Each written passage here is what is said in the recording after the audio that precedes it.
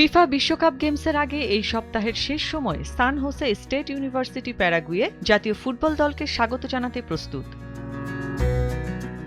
এবং এই স্বাগত জানানোর একটি অংশ হিসেবে থাকবে বিশ্ববিদ্যালয়টিরই একজন শিল্পকলা ছাত্র জোয়েল মেন্দোজার আঁকা একটি বিশেষ চিত্রকর্ম।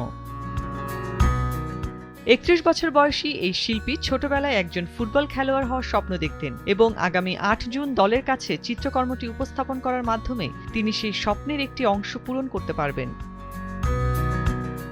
মেন্দোজা বলেন, আমি এটি করার সুযোগ পেয়ে কৃতজ্ঞ এবং নিজেকে ধন্য মনে করছি। নিকারাগুয়ায় জন্ম এবং কোস্টারিকায় বেড়ে ওঠা মেন্দোজা বলেন, যেহেতু এই দুটি দলের কোনোটি টুর্নামেন্টে খেলার যোগ্যতা অর্জন করতে পারেনি, তাই তার শিল্পকর্ম তাকে বিশ্বকাপ নিয়ে উৎসাহিত হওয়ার একটি উপায় করে দিয়েছে।